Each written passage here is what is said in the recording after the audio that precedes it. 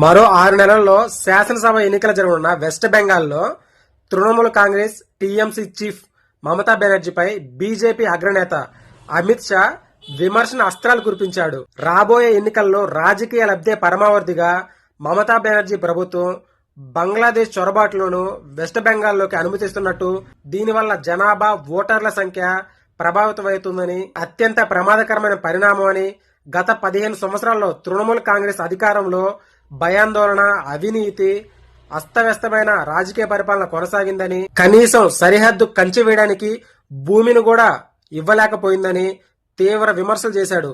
ఇదే కాకుండా నెక్స్ట్ జరిగే ఎన్నికల్లో బీజేపీకి పట్టం గడిగితే బంగ్లాదేశ్ సరిహద్దు వెంబడి అత్యంత భద్రతతో కూడిన సరిహద్దు వ్యవస్థను ఏర్పాటు చేస్తామని చెప్పి, మనుషుల సంగతి పక్కన పెడితే అటు నుంచి ఇటువైపు పక్షులు కూడా రానివ్వం అనే విధంగా ఈయన ఘాటైన విమర్శలు చేశాడు. దీనికి మమతా బెనర్జీ కూడా చాలా ఘాటుగా స్పందించింది. మేము మీకు అన్ని విధాలుగా సహకరిస్తున్నాం కాబట్టే మీరు ఇక్కడికి వచ్చి మాట్లాడుతున్నారు, లేకపోతే హోటళ్లకే పరిమితమయ్యేవారు అనే తీవ్రమైన సమాధానం ఇచ్చింది. 6 నెలల ముందే వెస్ట్ బెంగాల్లో ఇటువంటి రాజకీయ యుద్ధం ప్రారంభమైంది. దీని మీద మీ అభిప్రాయాన్ని కామెంట్ రూపంలో తెలియజేయండి. Thank you.